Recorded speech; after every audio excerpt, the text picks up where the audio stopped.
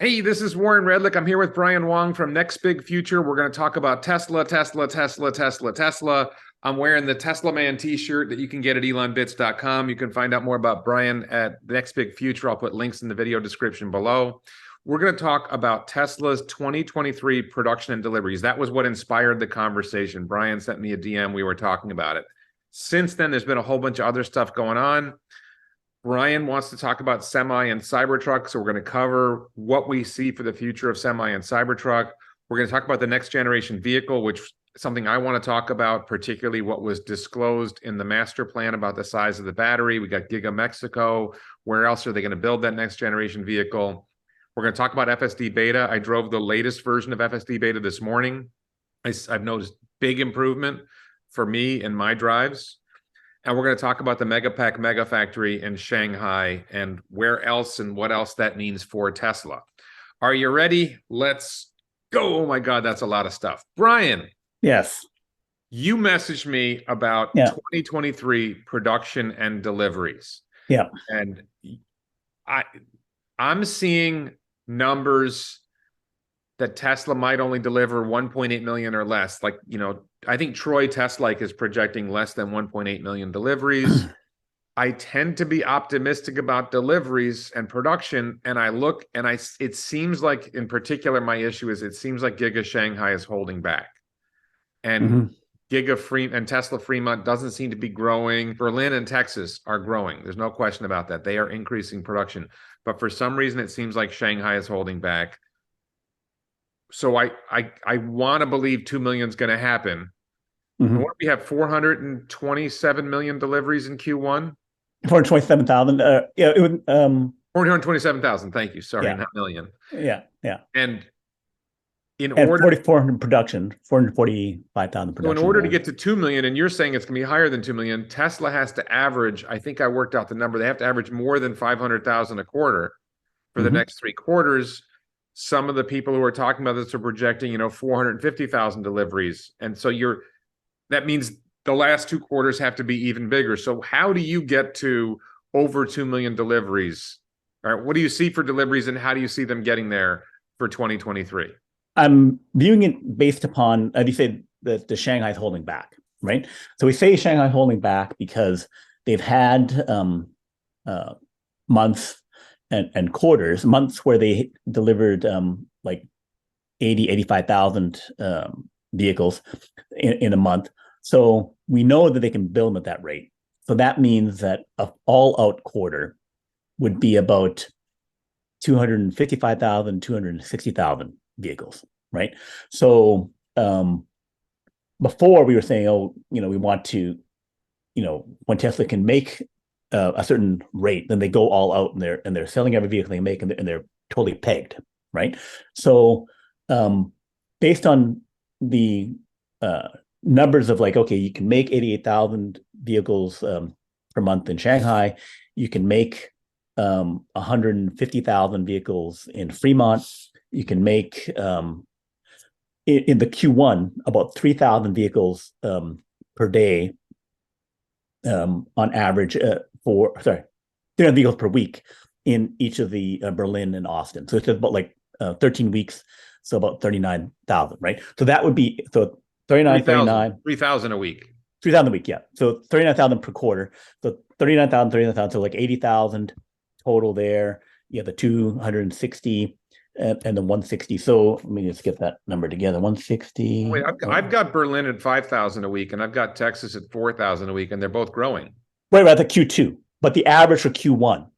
Yeah. Because they didn't hit 4,000, 5,000 until the end of the quarter, right? So the average capability within Q1 with 3,000 with 3,000 roughly, right? That'd be my estimate. I might say a little more, but we'll go with 3,000 for this conversation. Sure. Right. So 260, 150, so 230. So basically about 490K if they were all pegged out, right? That's how much they could make from those factories, right? But they say though in Q1 they're holding back in Shanghai in particular, right? Because of 2-week shutdown, retooling, whatever, holiday, whatever, low demand, right? So but they did repricing. So basically, if you go at the 420-ish, then they're basically at 80% of that 490 number, right? But I'm thinking that 10% of that was because of the abnormal circumstances within Q1, right? That you have one, it's 2 days shorter because of February, right? And then the other issue is that you had that 2-week shutdown thing, right? So I'm thinking get about 10% of that back in a normal quarter. And then the pricing that people are looking at is saying, okay, I'm going to cut pricing to maximize production, which is what Elon said. So I'm thinking they can hit 90% of what the capacity is in Q2 and Q3, Q4, right? That's my general thesis of how they get there. And they will adjust pricing to push those vehicles out, right? That's the cuts that we've been seeing, right? So then in Q2, the production capacity of Shanghai stays the same. Fremont stays roughly the same, although there was talk about them upping that, by about 10, 20%. Well, but Elon said it's growing. Right, it says it's growing, right. So it could be at 5% there. We can put that in.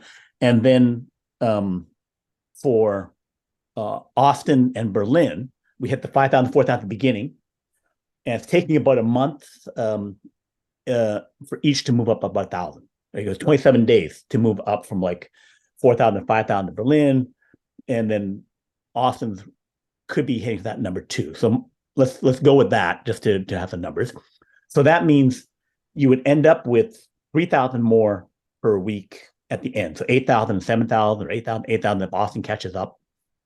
So that means throughout Q2, you'd be averaging about 1,500 better than the start of the 5,000, 4,000. So we're saying 6,500 for Berlin and 5,500 for Austin. That's 11,000 per week. Times 13. So that's 143. So 143, as we said, the 410 capacity for Fremont and Shanghai stayed the same. So then we're looking at 593 roughly. Wow. Right. So that's the capacity there. So you take 90% of that and you end up at 550, 540. 500. 540. So right. Yeah, 530. Right. 530. Right.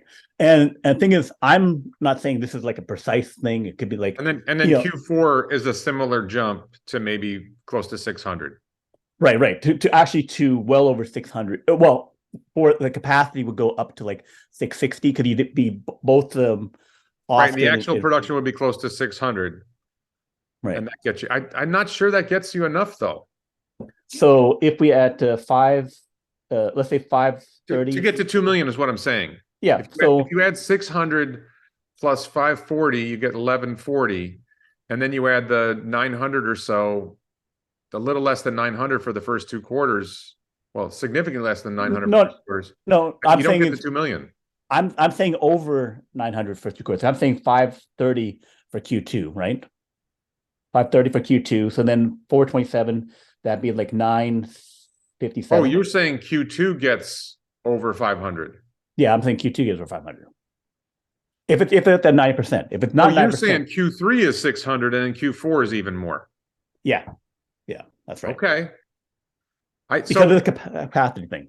So I think so we can get there. So in other words, if we do 530, 600, and 650 or something like that, we very clearly get to over 2 million. Right. That's production. You take out the last few weeks that you're unable to deliver because they're in transit. Right. You're probably over 2 million deliveries. So it seems like others in the Tesla community, Troy Tesla being the most prominent one, and who's got a history of being pretty accurate. Right. I think demand isn't there, and Shanghai is going to keep holding back. Right. So what's your take? And I tend to, Elon has said we're not going to hold back because of demand. We'll just lower prices. But Elon can say that, but they certainly seem to have held back in first quarter. Right. So what are we supposed to believe about, how Tesla's going to respond? Is there a lack of demand in China? Can that lack of demand be met by lowering prices? are there other markets they can sell Shanghai produced vehicles to and lower prices in those markets like Australia? I mean, Australia is a small market, so I don't see that doing it. Europe is getting more of its cars from Berlin. Where are they selling these Shanghai built cars and how are they getting them sold? I mean, I don't know. Would Japan take Shanghai built cars? Because Japan seems to have a low penetration of Teslas right now. Right. They have a low penetration of Teslas. So, the fact that they opened up new markets like Malaysia, Thailand, that's only a few thousand vehicles. It seems to take some time to get the market penetration that you're talking about, right? If there was pent up demand in Japan, then we would see some kind of like, they start selling there and they get the backlog and they fill it up, right? So I'm not projecting that that's going to be the case. I think it's, like China's, starting off the year at, 30-40% new energy vehicles or like that. And most of that is the electric vehicles. And I think it could get to 50% by the end of the year. In terms of the competitive market, if they were to get down into the 30,000 flat range or $29,000 flat range after whatever subsidy in China, I think that they would be taking out, BYD, NIO, whatever other vehicles are. Well, it's probably not NIO, but like whatever the Hosan or whatever, the vehicles in that lower price segment, right, which have more sales, because you see those sales from BYD, and also you see them from, people who would say, I would buy a lower price Tesla and I won't buy a gasoline or a hybrid vehicle, or something like that, right? So they can suck those sales out if they go into the lower market. I think it's about twice as big. If you go from 40,000 and up, where Tesla's most been playing, down into that 30,000 some range, I think it's like you go from 20% of the market to 50% of the market at that. So there's another 30% there. So by dropping down, you can get a more than double of their size. So they already have reduced prices quite a bit, and they may have to drop another 5,000. So the question is, if they're still making 20%, on their margin, right? And then that's $8,000, $10,000 per vehicle still, right? Then dropping that down on their lowest priced vehicles, another 10%, from 30,000 down to 27,000. I think they can get there. But does that mean they drop margin out to 15% in order to move those vehicles in China, right? The $2,000, $3,000 is how much it costs to ship the vehicle someplace else, right? And then if you have import duties and stuff like that, then it all goes away. Plus, because of as Troy says, the production increase in Berlin means that you're satisfying your Europe demand with Europe-made vehicles, right? So each of those factories mostly is going to be sticking onto their continent, like selling in Asia and topping that up. But basically, it's going to be price cuts, right? If they're going to sell these vehicles, they have to cut prices, because China had like 130K domestic deliveries. So in order to move those to say I'm going to go from 220,000 up to 260,000, right? Then I need to sell 170,000, 180,000 vehicles inside of China to get that demand. So basically, that means another round of price cuts for China. Well, we've seen BYD sales suffer.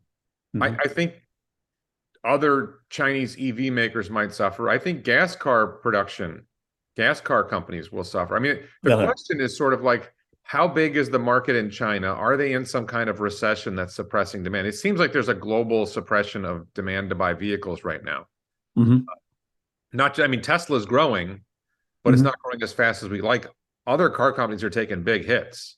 Right. Honda, I think, dropped 33% sales in the United States in 2022. That's probably the worst one. But we're sort of in this weird situation where the economy's, not just the United States economy, but the global economy seems to be slow. I'd like to be optimistic and say it's going to pick up, but I'm not super confident about that. But I think China, your point is just that we're just in this point where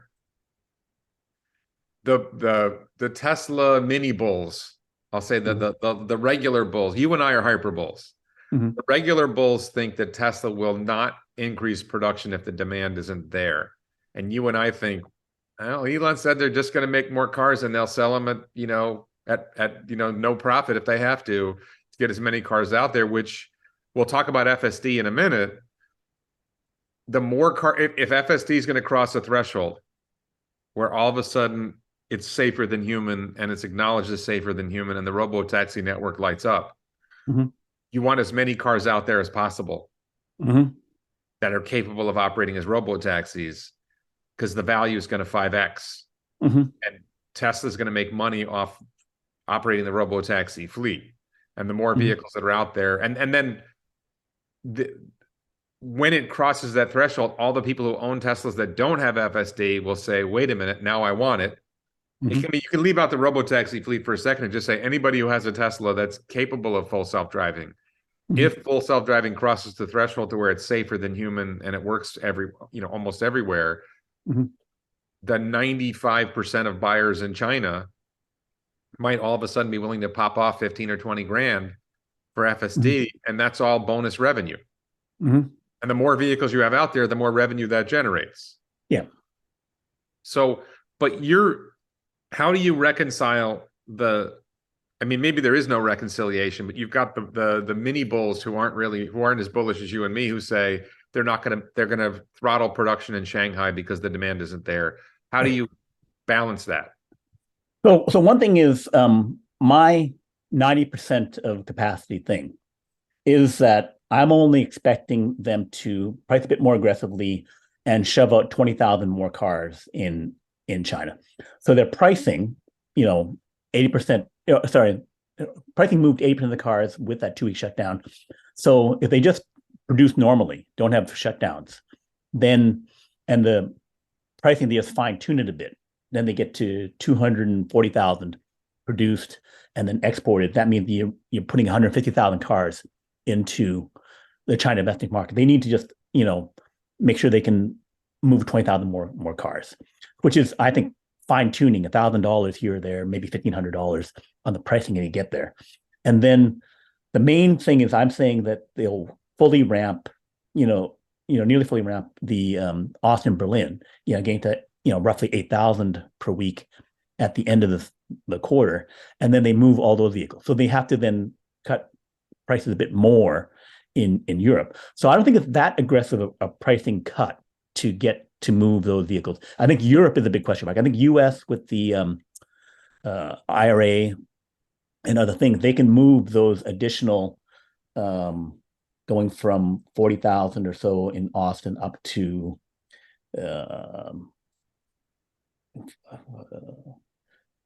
6 times 13, 80,000. So, roughly 80,000 vehicles. So next to 40,000 vehicles from Austin.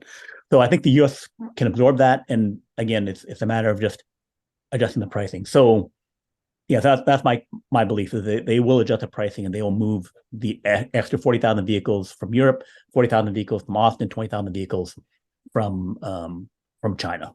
That they'll move those into the markets that they're in. If they can, like say, get another 5,000 vehicles out to Japan or other places in Asia, that makes it easier to meet their China numbers. Yeah, it just seems like Japan, for those who don't know, Japan is the third largest car market in the world after the United States, after China and the United States, and the fourth largest if you say China, North America, and Europe, Mhm. and then Japan falls behind Europe, but still a Mhm. very large car market and a very wealthy, relatively speaking, car market. I think the Model 3 and Model Y are a little bit big for Japanese roads and Japanese consumers, but it's not much Mhm. bigger than a Camry Mhm. or RAV4 Highlander. So I think there's some potential for it to sell. There's a lot of smaller cars in Japan, but still, it seems like Japan could absorb 50,000 cars a year, Yeah. if not more. And if I'm wrong about China, right, and they go flat, right, that's 20,000 less. So instead of 520, they're 500, right? So they could easily disappoint me on that, and they don't go aggressive. But from my thinking is, if I'm Elon on the team, and I'm saying I want to get that stuff, getting to 90% of what I know I can do by just adjusting the pricing, then I would make that move, and it has to be at the low end price cut for Model Y and Model 3 to move, probably only Model 3 really, or Model Y, because the Y outsells the 3 like 3-1 in China. Do you So it's got to be the think Y. well, yeah, I mean, I feel like Model 3 production has totally plateaued. I don't think we're Mm. seeing any growth, any significant growth in Model 3. All the growth is Model Y right now. Right. And I think that's, there's this whole fantasy some people have that there's going to be this Project Highland that's going to be a total revision of Model 3. And I think they're missing that. Like, I think Model S and Model X are dying. They're Mm-hmm. they're cool, but they're dying. I mean, Model S is a spectacular car. Model X is a great car, but they're just not selling in volume. They peaked at 100,000 several years ago, and I don't think they've Mm-hmm. sold much more than 70,000 in a year since. And I don't think they're on pace to break 70,000 this year. And it's Mm-hmm. because, Tesla's future is in much higher volumes. And Model 3, it seems like, the sedan market isn't as popular as the SUV market. The Model Y is fundamentally, or not, well, it's actually probably lower cost for Tesla to make a Model Y right now than a Model 3. But even if you redesign Mm-hmm. how you made Model 3, Model Y would not cost that much more than Model 3, but it sells for significantly more because it has more volume and has more utility for a lot of users. Mm-hmm. Personally, I like Model 3 for the range because it's lower frontal surface area, better coefficient of drag. So it'll get, 30 more miles of range on a highway. Mm-hmm. But it just seems like Tesla's made the decision not to expand Model 3. And I don't see any hint of Tesla saying, all right, we're going to start producing Model 3s in Berlin. We're going to start producing Model 3s in Texas. It's like, we're just building more Model Ys and then Cybertruck's coming. And the world market doesn't seem to need more Model 3s. Am I missing something? It would have to be, the Highland would have to be real. They'd have to redesign it, take 5K out. And if they do, then there are sedan type vehicles that BYD is selling, which indicates that you could take that from the other car makers. So there is sales of other gas sedans and other things. Take more of the Camry whatever market, right? So there is sales there to be taken. It's a question of like, do you put the effort into making that redesigned vehicle? Right. Tesla would know, yeah. No, and the other thought I have, and we're going to talk about the next generation vehicle in a few minutes. The next generation vehicle platform is going to, like, Model 3 is the low cost car in Tesla's lineup. Mm-hmm. And this next generation vehicle is going to come out and it's going to undercut Model 3. Right. So, which vehicle in Tesla's fleet? Now, you could argue, well, the next generation vehicle takes sales from everybody else, but it might cannibalize sales of Model 3. It would, yeah. And Yeah. I mean, I think to improve Model 3, you'd want to do front and rear castings. You'd probably want to do lithium iron phosphate. I think the 4680s are spoken for. Yeah. You're not doing structural pack on Model 3. They're not, I suppose you could, but you'd really have to ramp 4680 production. You need those 4680s for Cybertruck and eventually Semi and Model Y. I think Model 3 just ends up being a low priority. So there's a question that I've asked people before, and I'm going to ask you this question. Model S and X plateaued around 100,000 vehicles and actually dropped off. It seems like Model 3 is, I think, plateaued around 500,000 vehicles. I don't know what the total number of Model 3 production is, but I don't think it's a lot more than 500,000. And it seems like that sort of hit its peak. And I don't see any motion from Tesla to increase volume of Model 3 production. Mm-hmm. So the question goes to Model Y. Is there a ceiling? Is there a point where Model Y will plateau? How many Model Ys can Tesla sell? And it seems like with Model S and Model X, the demand just vanished. Like, it's stunning to me. I just want to say, by the way, I drive a Model X Plaid. I think the Model S is a spectacular vehicle. I can't believe you can buy a Model S long range right now for $85,000. And if you go on Tesla's used inventory, you can get a fairly low mileage refresh Model S with FSD for like $75,000. Mm-hmm. Who's buying a BMW 7 Series or 5 Series, a Mercedes S-Class or E-Class? This is a spectacular vehicle. So much lower Mm-hmm. cost to operate, so much better driving machine. Mm-hmm. It's stunning to me that they can't get demand to rise for Model S and Model X. Mm-hmm. And I see that in the future for Model Y. Is there some point where it's just like, okay, the market can't absorb more of these? Where's the ceiling for Model Y? Is it 3 million? Is it 4 million? Is it 2 million? How many Model Ys can they make that the market will continue to buy them? So I think it depends upon the price that they can get to, how much they can reduce the cost of making it, right? So if they can get, the cost reduction things that they were looking to do in terms of like drivetrain, $1,000 drive unit, blah, blah, blah, that they can get those kind of innovations, like some of those innovations, like not the probably the modular construction, at least not initially, right? Would be difficult to The unboxed process. unbox process, right? That'd be difficult, I think, to do, right? Especially with factories going on the fly. So, but then certain things like the drivetrain, other innovations there are coming in. So if you say that there's some kind of like 5-10% per year, or maybe better, like I think 10% per year cost reduction in their costs, which I think was what they showed that they in their Model Y 2017 versus 2020 or something like that. It was roughly a 10% thing. So if they kept reducing the price by 10%, then in 3 years, if you're 30% cheaper, and the base Model Y goes from 40,000 down to 30,000, right? Then you could get to 4 million vehicles, right? Then that whole addressable market thing that ARK Invest has, right, where they show, okay, you drop the prices and stuff, and you have so much, double, triple demand, right? So Right. at the current pricing, we're looking, we're at this 2.5 million cap, but then if you drop it by 10K over 3 years, then you get to 5 million, right? So it does depend upon aggressive pricing to get to bigger numbers. How much do they have to adjust margins in order to make those numbers? But it's like they have the other models, higher end models, where they can make maybe more on it, but it's like to get the volumes, they have to have the low end drop to about $30,000 on the Model Y.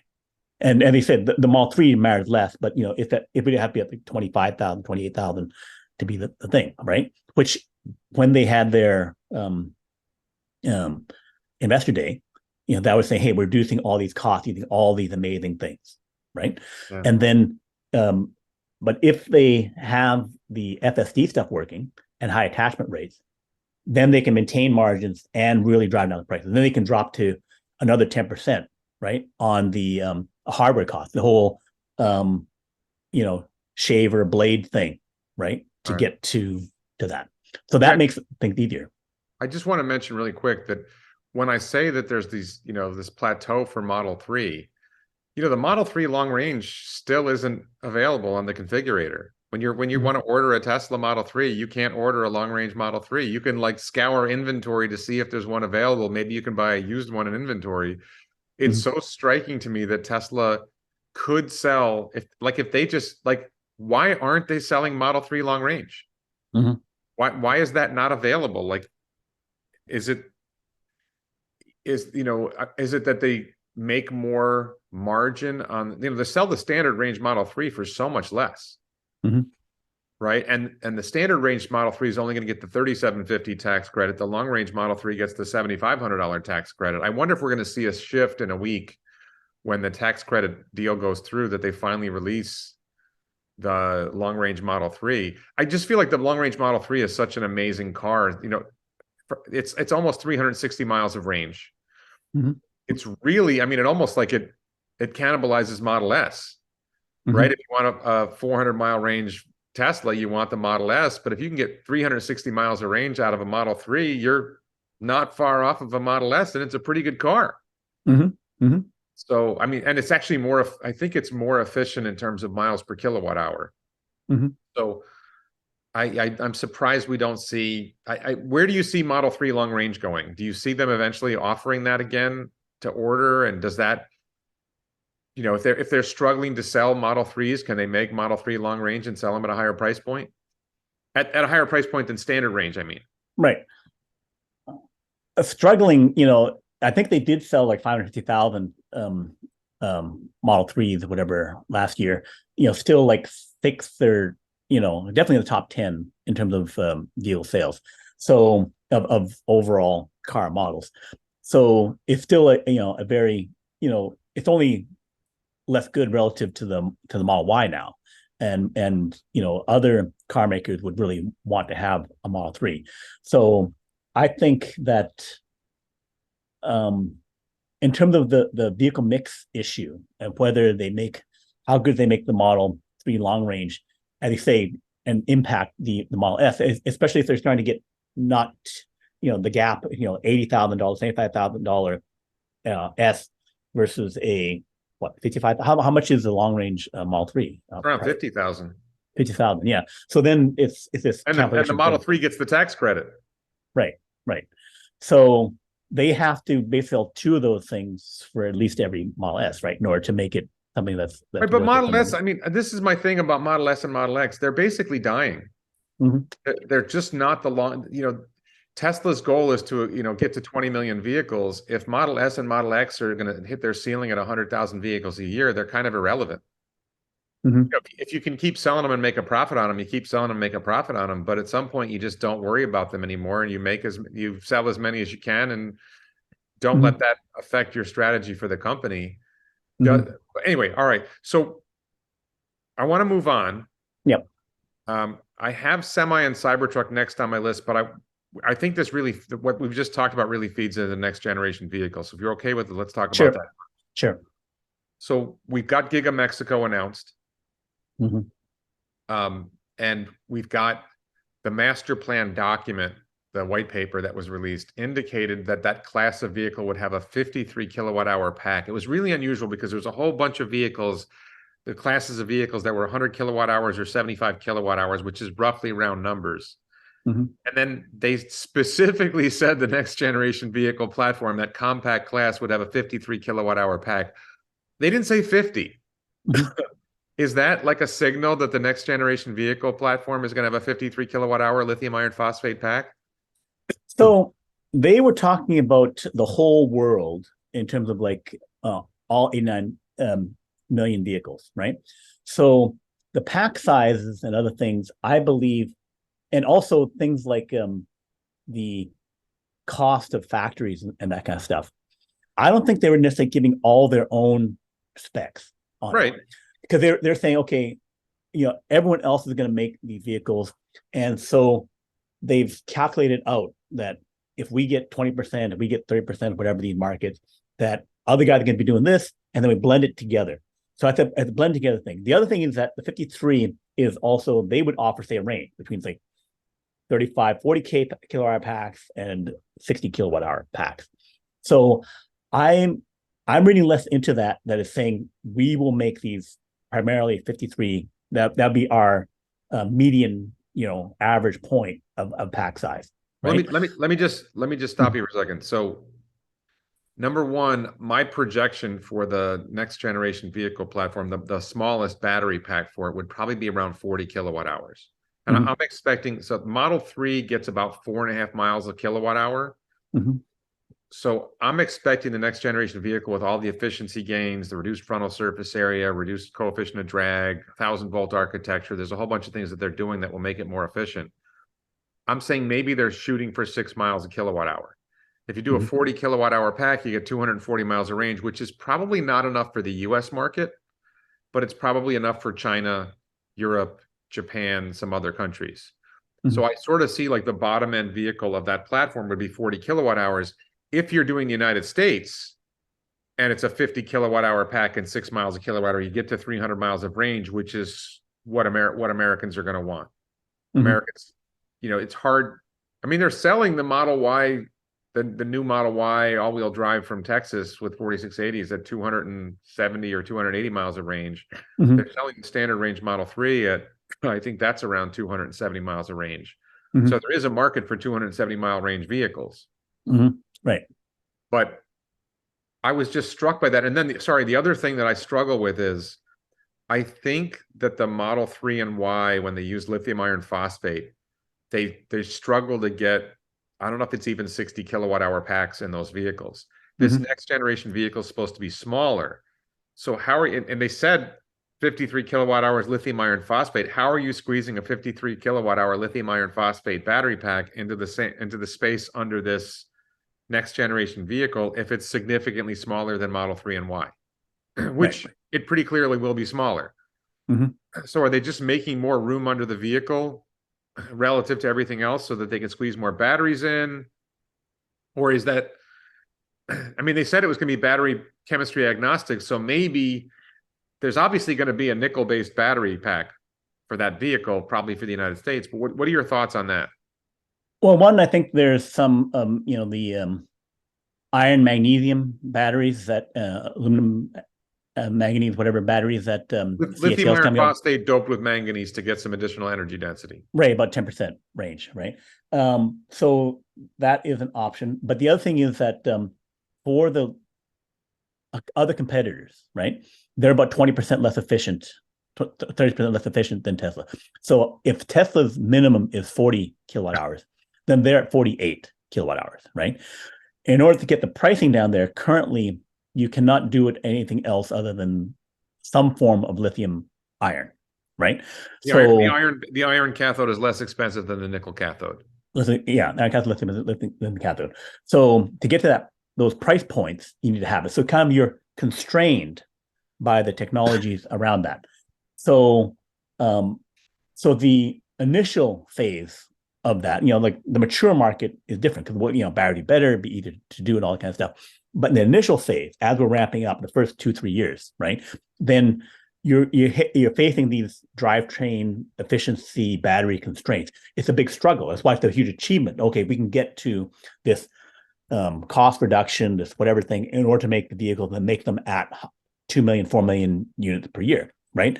So that's also the challenge for everyone else. That yes, you have these cheap cars in China, but they got 150-mile range. They got 180-mile range, right? They're not at the 240, right? So they did it by sucking out batteries. It's just like I can sell a Pinto for 10 grand, right? But I can't, make it takes me $18,000 to make a Camry or Corolla, a base end Corolla, right? So that's the issue that they have. So I think that I would go with the ratios. 75 kilowatt hour pack in that table versus for the Model 3 Y level. And then they had 53 for that. So I would look at the ratio of size packs. I would say, okay, if I have whatever size packs for the Model 3 and the Model Y, maybe the Model 3 would be if I'm making a mini Model Y, then maybe that's the comparator thing of saying, okay, what are the pack sizes for my Model Ys? And then if it's like 60%, 66% the size for my baseline car, then I would use that as a way to say what would the pack sizes be. If the current Model 3s use pack sizes from 60 to 82, 60 to 80, let's say, then the next generation vehicle would use, let's say, 40 to 60. Right. So I use the ratios, and then same thing for the ratios for the 100 kilowatt hour pack for Cybertruck. I would say, how do I upsize, the Model Y variants up to the Cybertruck variants? I would use those ratios. I wouldn't use the numbers specifically because the numbers are just them trying to size out total terawatt hours needed to convert the world, right? So the purpose of that was I'm trying to ballpark the world, and they're not trying to say, and I'm going to assume that I get these things that we're working on technologically, I'm going to factor in and provide this model, right? So they're saying conservatively based on roughly the technology we have now, the progress thing is not we're going at the Tesla speed and moving everything to whatever's going to change. They're saying roughly what we have now, ballpark it, get within a factor of 50% of what the global change is going to be, right? And then pricing those. So that was the purpose of that document. And so it's not saying we're accidentally revealed all our secrets of like how we're going to make next gen vehicle and blah, blah, blah. So that's, I think, so, but I think the ratio thing is what I would look at. Okay. So just going forward with the next generation vehicle though, they announced Giga Mexico. Tom Zhu at Investor Day said they're going to build more than one factory at the same time. Mm-hmm. I think they're going to build a next generation vehicle factory in Shanghai for sure. I think they're probably going to build a next generation vehicle factory at Texas or somewhere else in the United States and in Berlin or somewhere else in Europe. I don't know when they're going to build these other factories. They've already announced Giga Mexico. I kind of feel like they just haven't told us when they're going to build the next, these other factories or where they're going to build these other factories. It seems, maybe not Austin because there's so much else going on in Austin. And, maybe there's a labor supply issue in Austin. And also Austin is so close to, I mean, I think they said that Giga Mexico would not be selling cars in the US. And then I think there's also this question, does the US market have sufficient demand for 2 million of the next generation vehicle? If the factory that they produce is going to be able to make 2 million vehicles, I'm guessing Giga Mexico is going to sell to Latin America is the strategy. And by the way, I was curious about this because I'm expecting to get my Cybertruck, in 10 months or so, 8 to 10 months. And I was thinking about going on an adventure down to, South America, and the superchargers stop in southern Mexico. There's no supercharger network in the rest of Latin America. So Tesla's going to have to start building out superchargers in Latin America if they're going to start. But, the Giga Mexico vehicles aren't going to start they're not starting production until 2024. Right. So they're not delivering until mid 2024 at the earliest. Maybe 2025 is when they really deliver in any volume. And I suppose they can just sell them in Mexico at first, where there is a supercharger network. But Tesla's bitten off a lot. It's kind of like bizarre to me that you I go in my car and I look at the supercharger map and it just ends. Yeah. In southern Mexico, somewhere around Chiapas, for those who know Mexico. And there's no superchargers in Panama or Costa Rica or Honduras or Nicaragua or Venezuela, all the way down Chile, Peru, Brazil. They got a lot of superchargers left to build. Right. So I think the rest of the world, like after, the major Asian markets, European markets, and North America, right? I think the rest of the world is like 10%, right? Like of the total vehicles. Like if you have like 75, 80 million vehicles, 7-8 million are going to the rest of the world, right? So, so then, as you said, the markets aren't much developed for anything, right? For new vehicles, right? Maybe they get a lot of used vehicles, something like that. So that's the question of like, can you sell 4 million of those new vehicles into these other markets? It still seems to be like the vehicles are going to be 80% going to Europe, China, and North America. And if FSD crosses the threshold, and now these vehicles are 5 times as useful, it's not that you're selling. The way I picture the future of this next generation vehicle, and really Model Y as well, is once you cross that threshold to where it can operate as a robotaxi, you're not selling them to people anymore. You might still sell them to people, but you're selling them to fleet operators. Now I'm operating my fleet in Sao Paulo, Brazil, right? And the vehicle's operating 16 hours a day, given rides. And the price sensitivity changes when you're buying it as a fleet vehicle and it's operating that many hours a day. It's no longer the consumer who says, I can't afford to spend more than $10,000 a car. And now it's a fleet operator saying, hey, that guy will pay 30 cents a mile for a ride, and I can make this much money if I get this vehicle. So, and I have a different view on that. So I think that it's like right now before Airbnb, you have hotel operators and motel operators, and you have residential thing, and you have people renting out houses and properties and stuff like that. But then the Airbnb market came, and people could rent out rooms, and there was an expansion of people being able to offer, hotel level stuff, right? And just like Uber came in, there's taxi and regular cars, and then there was a mix, and there was the Uber in between, where basically people would offer their vehicles up into the network, right? Right. And I think that the robotaxi thing, that fleet owners operated fleet operation area will be bigger, I think, than the pure robotaxi market. One, just because of the whole distribution thing, that dedicated. Let me just clarify what I think you mean. People, I'm going to buy a next generation vehicle for myself, and when I'm not driving it, I'm going to put it in the fleet. Right. rather than the dominant story being fleet operators buying hundreds or thousands of them, it's going to be individuals are buying one, and then paying for it by running it as a robo-taxi. And in fact, there might even be creative finance, because they kind of do this with like leasing for Uber now. You come up with this creative financing program where you lease it for this much money and you end up making it back by being an Uber driver. Now you make it back without even having to be the driver. Right. So that's okay. I can see that theory. I get my car, and Americans will say, oh, I don't want somebody else messing up my car. People in Latin America and poorer countries might be less hesitant to let other people ride in their car if they're, as long as you have reasonable protections. But I wanted to ask you this. I was kind of heading this way and I sidetracked myself. We know Giga Mexico is coming. Where do you see other next generation vehicle factories being built, and when?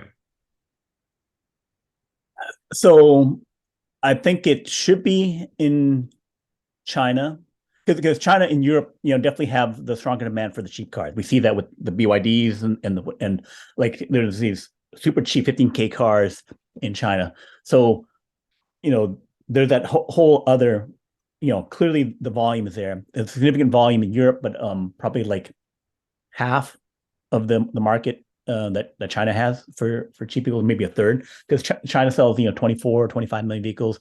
Europe sells 12 million vehicles, and then the price distribution of those vehicles is skewed toward the cheaper end, especially compared to North America. But even for their own markets, China skews cheaper, and Europe whatever. So the demand for those vehicles as they currently exist is definitely mostly in China, Asia, and then there is will be demand for Europe. So can you get it just from expanding Berlin to also make a line or something like that? But then the other thing is that if I have to put a factory someplace and then move those vehicles out on boats primarily, right? Then the issue is logistics. And that I'm not as clear on, because if right now, we have not enough ships to move, the whatever 50,000, 100,000 cars out of China, then, if Shanghai's port is a bottleneck, then you can't put your small factory into Shanghai if the port's the problem. But I don't have visibility into what the port situation is. But I think that the ports and the rails and other stuff like that would be key. Of like, how am I going to move? Maybe another city in China that has a big port. Right. Yeah. They're all on the seaboard there. So just which one? I don't know which one. Well, I mean, you could do inland in Chongqing, but then it would be much harder to export those vehicles. Right. That doesn't make sense. It has to be on the coast someplace, right? But which of the ports have the capacity? They're negotiating stuff, and also they're negotiating various subsidies, where the Chinese government saying, "I'll give you $5 billion to stick it here," or "I'm going to give you subsidies that end up being $5 billion over 5 years," or whatever. So there's issues around how much government support I'm getting to put at some location, how much government support I'm to get the workers and do whatever, right? So, but I think the dominant thing is, if it's going to be an export hub, Mexico is an export hub for this part of the world, China's going to be an export hub for the other half, because I'm going to be moving in 1 million, 2 million vehicles into China, and then 2 million go out, right? Then how do I move those 2 million vehicles out? I need to have I'm going to need to have 4 times the boats, that I have that currently moving vehicles out of Shanghai now, right? So I don't know how they. That's, I think, the main problem. It's also interesting. They chose Nuevo Leon, Mexico, which is not coastal. Mm-hmm. Like, how are they getting these vehicles to a port? It's closer to the Gulf of Mexico than it is to the Pacific. So if you're going to build these vehicles, I mean, maybe they're just building for the Mexican market, which is the biggest. I think it's the biggest market in Latin America. But if they want to ship these vehicles to Brazil or Chile or Argentina, Colombia, Peru, I don't think they're going to train them. I don't know if there's a good. Is there a good train? Do we know if there's a good train line down through Mexico to Latin America? So they maybe make dedicated highways and stuff. Probably like a couple hundred miles to get someplace. 100 miles, I don't know. So I think 100 miles is it's not like that far inland, right? So it is something where they have to move it, but maybe they decide that's not that big an issue. But to me, it's like moving the cars is, as we've seen, is a problem. Oh, wait, I just figured out a solution. Okay. A boring company tunnel Okay. from Monterey down through Latin America into South America, down through Central America. That would solve the problem. So Right. I'm going to call Elon after we're done with this Zoom and tell him he's got to build a Uh, boring company tunnel system down mhm. through Latin America. That'll solve Giga Mexico's problem. So you think somewhere in China other than Shanghai might make more sense? I'm a little Unless I'm a they little torn solve on the that. Shanghai port problem. What's that? Unless they solve the Shanghai port problem. Maybe the Shanghai port isn't that much of a problem. Okay, because Shanghai, that port is such high volume that Tesla's Yeah. probably only a small part of that. Yeah. Then do they build in Austin? Will there be a next generation vehicle factory in the United States? Where would they build that? I mean, I feel like the southeastern United States would make sense. Tennessee or Georgia or something like that. But maybe it's easier to just build in Texas. I don't know. It doesn't seem like shipping costs from Texas to the rest of the country are that high. And if they're improving the efficiency of making the vehicles, maybe the labor demand won't be that big of a challenge. Because they're using this unboxed process and the castings, maybe the labor content of the vehicles is smaller as they grow. I mean, if you get to 4 million vehicles out of the Mexico factory, right? Then, your initial demand, you have to be super confident of all the orders to say, I'm going to, stack up 2 more factories, get to capacity of 6 to 10 million vehicles. Wait, you think they're going to do 4 million out of Giga Mexico? Okay, well, 2. Okay, I'm thinking that they can get to 4, but so let's say 2, then fine, whatever. If still they have to have comp, even if let's say it's 2 more factories get to 6 million capacity, right? Then it's the issue of they seem to have the track rate of I want to see this thing get fully running, built up, and then learn something from it, and then build the next 2. But they built Berlin and Texas at the same time, right? They did. Yeah. And that's why I think they've demonstrated we can build 2 factories at the same time. Now let's blow everybody away and build 4 at the same time. And I mean, I was a little surprised by Mexico, but okay, it makes sense. I see somewhere in China, maybe Shanghai, somewhere in the United States, maybe it's Austin, maybe it's Tennessee, Georgia, something like that. Somewhere in Europe, maybe I feel like on the continent makes more, people saying Ireland, but I think on the continent makes more sense than Ireland, just because from Ireland, you got to ship everything over the water to get it to the rest of Europe.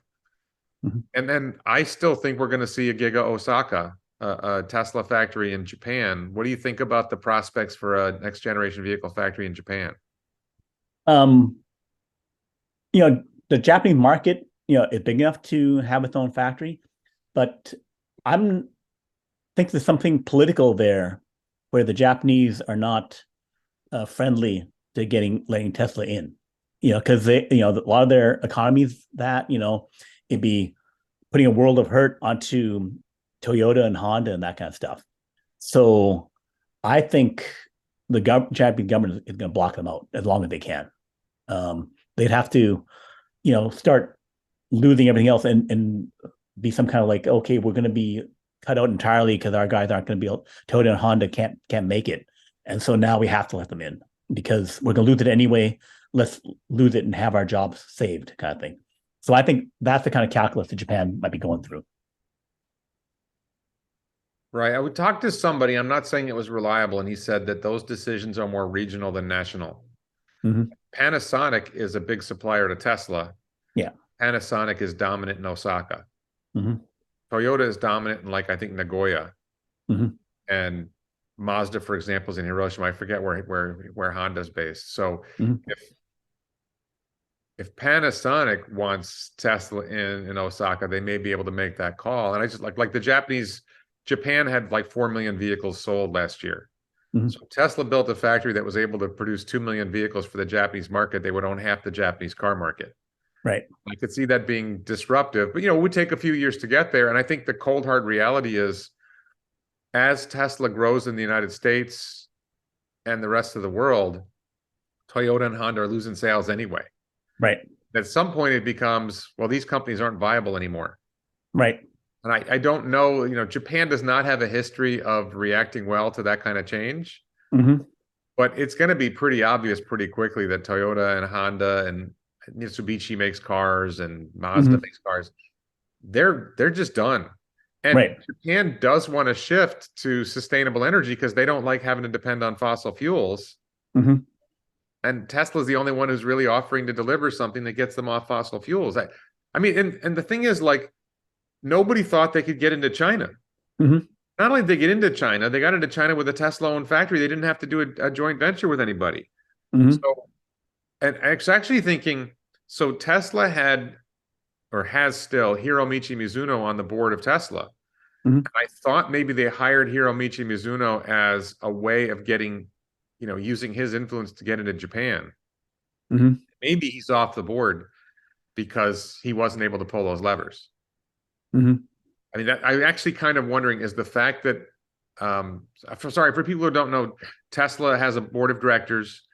There's an election coming up at the next shareholder meeting. I've already voted. If you got your proxies, you probably already voted. They're adding JB Straubel, who was the former chief technology officer for Tesla and this current CEO of Redwood Materials, which probably is partnering with Tesla on battery recycling. But in order to make space for JB Straubel, Hiromichi Mizuno is stepping down from the Tesla board, and maybe that's a signal that Giga Japan isn't going to happen. That I felt like that was one of my theories about why he was on the board, right? Was because he's making this happen. So maybe Giga Japan isn't going to happen anytime soon.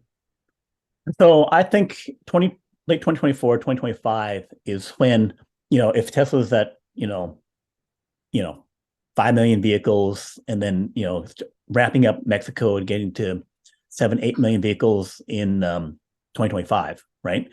Then the writing will be on the wall for, because they'll cut 20, 30% out of Toyota, even more out of Honda. And that would be, around that point, 2024, 2025, as Tesla executes on those things, then Japan realizes, oh crap, it's over. We've lost. We have to save these jobs as opposed to save the company.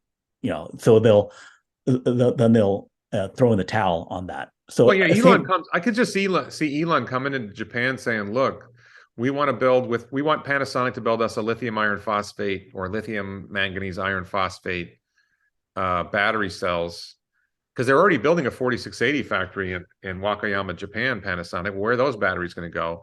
I could see Tesla, Elon going over to Japan and saying, look, we're going to create jobs building batteries for you with Panasonic. We're going to create jobs building cars for you.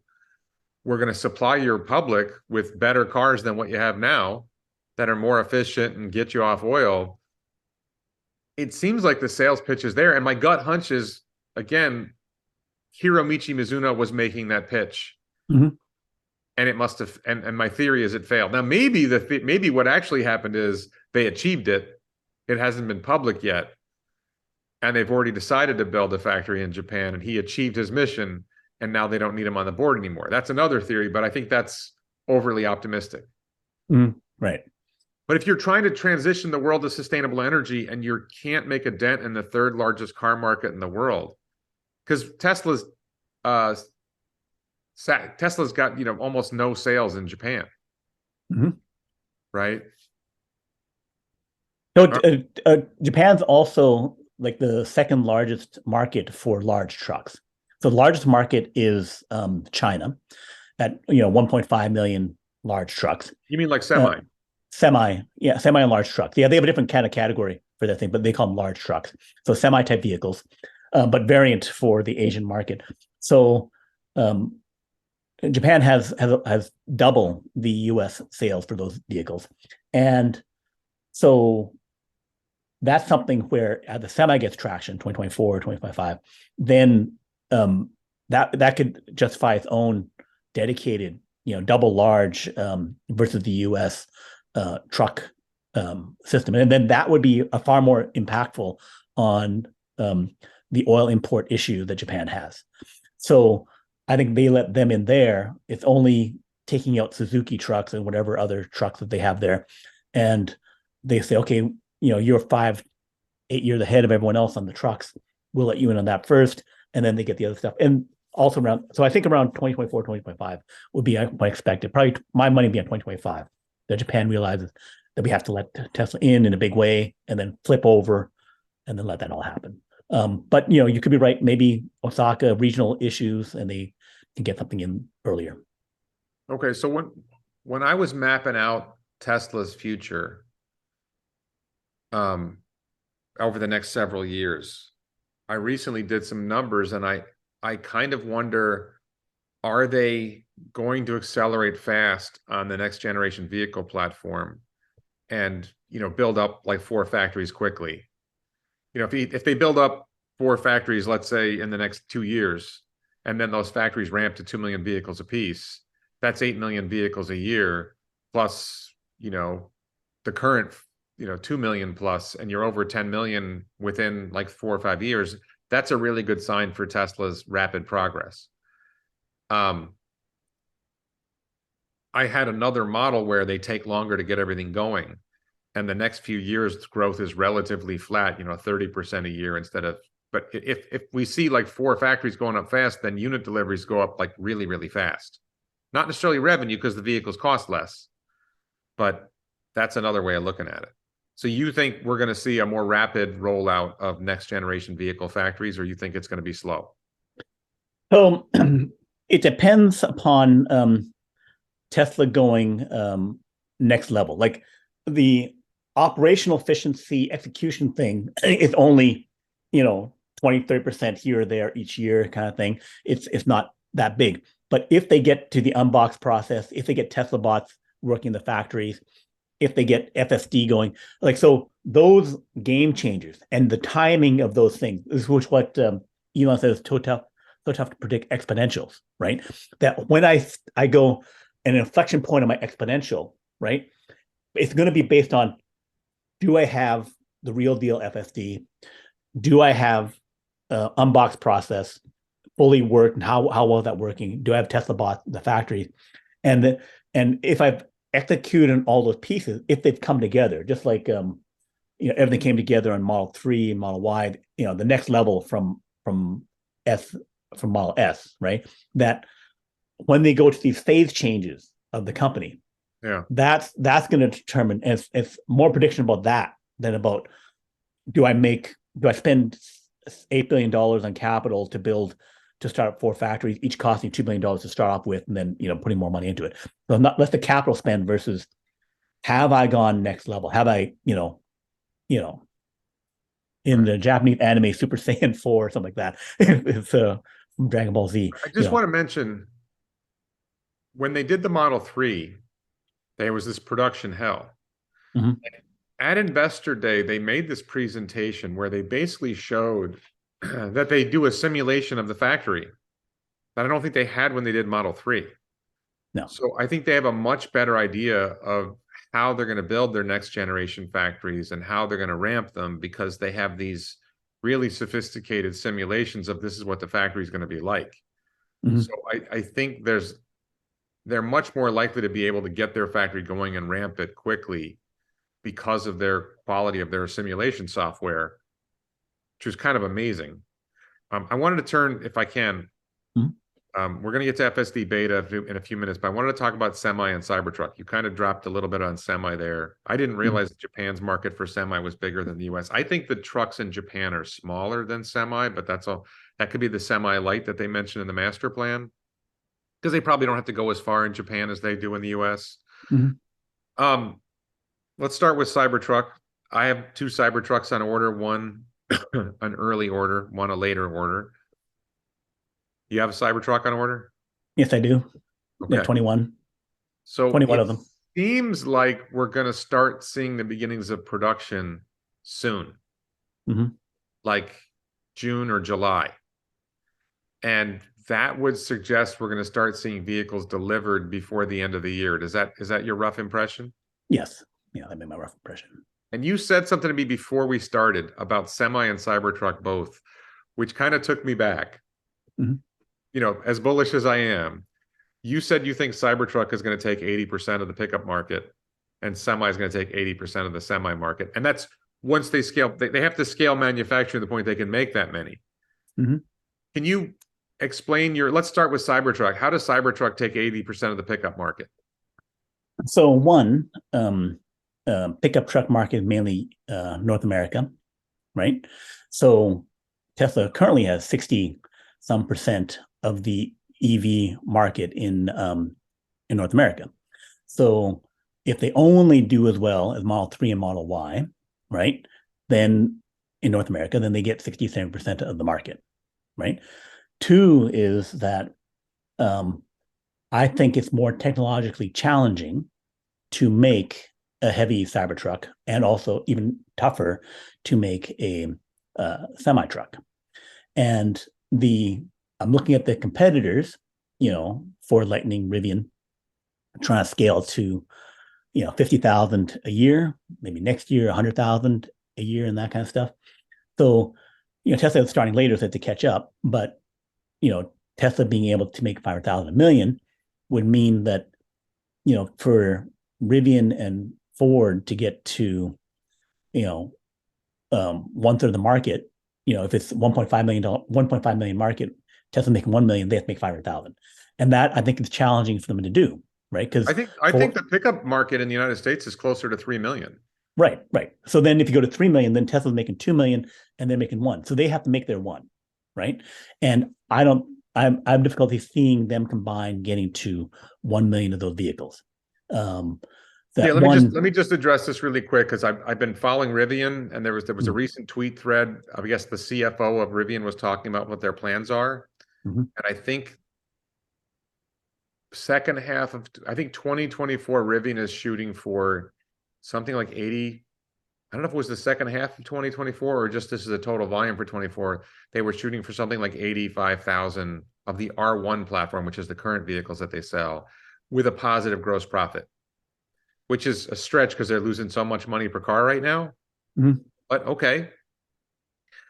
But that's still like a drop compared to the 3 million truck market. And the Rivian R1T is kind of a niche vehicle. The bed just isn't big enough for a typical pickup truck. And then they're working on their next generation platform, which is probably going to be smaller than the R1 platform. So I just don't see Rivian. I'm hopeful. I don't own any stock in Rivian. I just, for some reason, believe in the company, and I may be wrong about that. I think they are actually going to survive, but they're just going to be a niche player. Ford, and actually a key distinction between Cybertruck and the Ford and Rivian products. Ford F-150 Lightning and the Rivian both weigh about 7,000 pounds. I predict, and I'm often wrong, I predict Cybertruck's going to come in around 5,000 pounds. And that roughly corresponds to your cost of manufacturing. Not to mention that Cybertruck's going to have a lot of other manufacturing advantages. But if your vehicle weighs 5/7 of the weight of these other vehicles, then the cost of raw materials is probably roughly 5/7 of the other companies' cars. Plus, Tesla doesn't have to paint the Cybertruck. So with F-150 Lightning, I think it's 7,100 pounds or something like that, or 6,900 pounds. It's not, and the range is terrible. And I think there's some Dodge product or Chevy product, and they're using these large battery packs.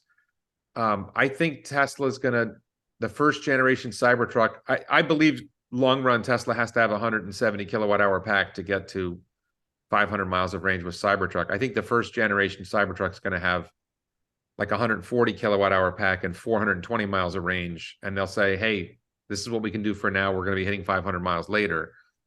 That's still better than any other truck by far. And with much more miles per kilowatt hour, like Ford and the other companies, they can maybe get to 2 miles a kilowatt hour. Tesla's probably going to get to 3. Cybertruck, lower mass, better coefficient of drag, a variety of reasons why, a more efficient powertrain. I don't see, like, I'm kind of going towards your point. It's like, well, Tesla's going to make in very large volumes, and the other companies just won't have competitive products. Right. Yeah, they want competitive products, and then also if they did have some kind of competitive product, they have to make them at scale, which they have not been shown to do. Like Ford is talking about getting to, what was it, 1 or 2 million vehicles total, all EVs by 2026, if they hit their targets, right? And so, how many of those are the Ford Lightning versus the Mach-E's and whatever else they're going to make? And then the Lightning has terrible towing capability. It drops down to 100 miles or less if you're putting any kind of weight into that vehicle. So it is popular, though. Let's be clear. The F-150 Lightning seems to be popular. I've seen it. I like it. I'm critical of Ford, but I'll say I've seen the F-150 Lightning in person. I thought it looked pretty cool. Yeah, it looks like an F-150 to be fair, but they did some nice finishing touches. I believe Ford announced they're going to come up with a completely new pickup. Right. I'm sure they would. Yeah. And they figured it out now. Okay, this was our first hack. This really isn't going to cut it. Right. We got to really go all in and come up with a completely different pickup. Right. So 25 to 30% of the market in the United States is for real work truck vehicles. So ones that are, some housing contractor or some builder who needs to load that truck up with stuff. And I think that the semi-tech, three motor design, 1,000-volt powertrain stuff in the Cybertruck will let it tow, with minimal degradation on range, 10,000 pounds and those kind of things. So and carry 3,500 pounds of payload in the vehicle as well. Right. And so it will be so outclass those vehicles that no work truck person, even though I don't like it, but it's like, I can't move my crap. Right. Then they have to go for that. So then they dominate that one at 90+%. Right. And then if the other guy, they're taking 200 kilowatt hours or 220 kilowatt hours to do a battery pack to do what Tesla does with 150, 160, right?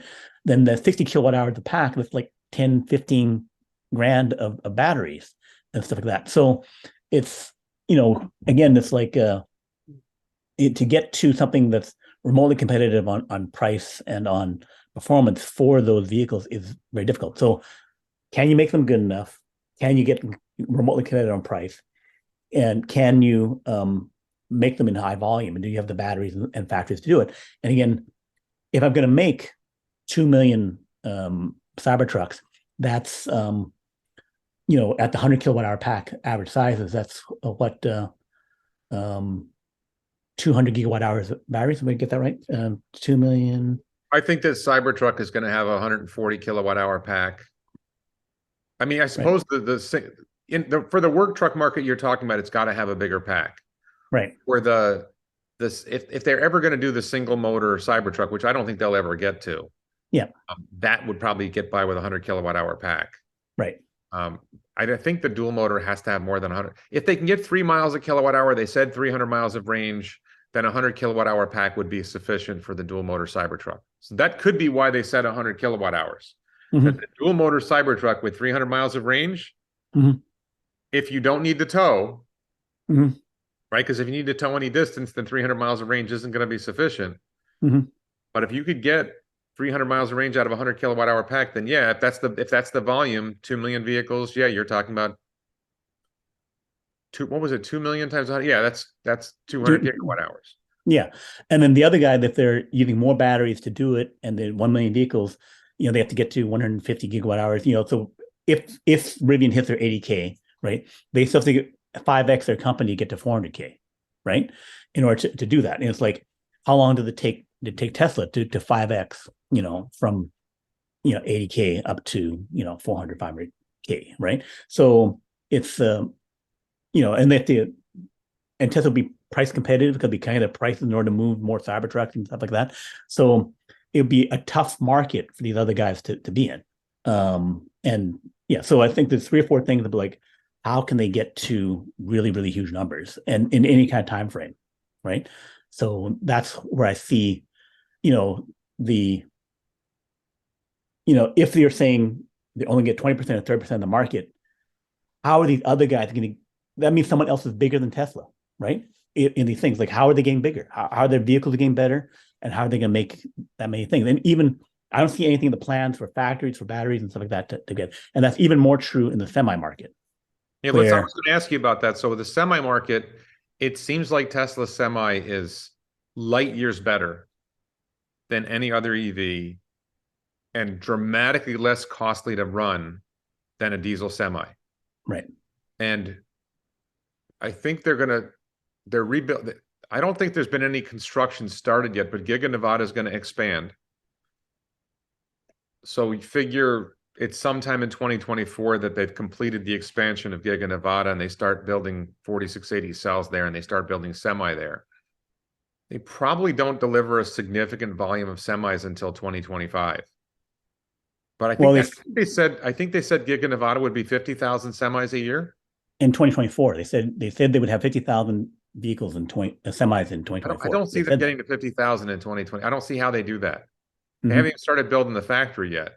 But what's the volume of that factory in Giga Nevada? Where do they produce semi in sufficient volume? Because the US market is and the North American market is like 250,000 semis a year. Mhm. China's market is bigger, Japan's market's bigger. I think they have to build semis in China Mhm. and they need to build a lot of them. Mhm. Right. Um, and I think it's that semi light is going to be dominant in the rest of the world. It's only the US that's going to have semi heavy. Mhm.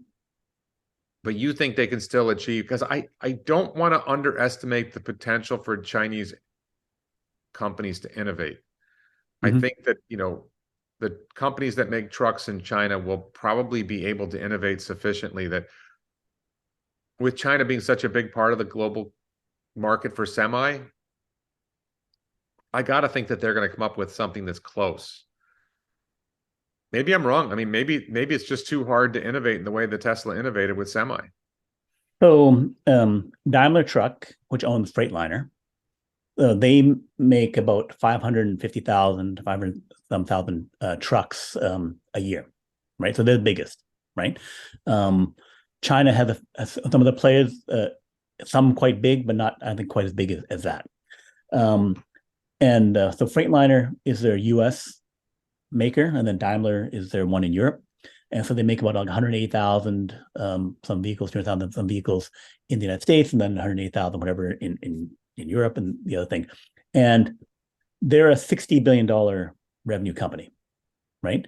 So they make all those trucks and they're, selling them for, a smaller amount, right? 120,000, 150,000 average price because they're, the diesel trucks are cheaper. But the cheapness is that they cost, 4 times as much to operate, if you're driving it for large amounts versus, so especially at $5 a gallon diesel, Tesla's equivalent thing is like $1.70 diesel, in terms of the price of it.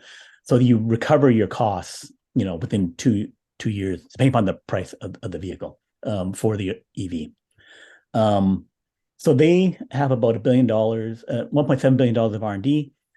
They're spreading it out among their getting fuel efficiency and emission and CO2 things that they have to do for European mandate.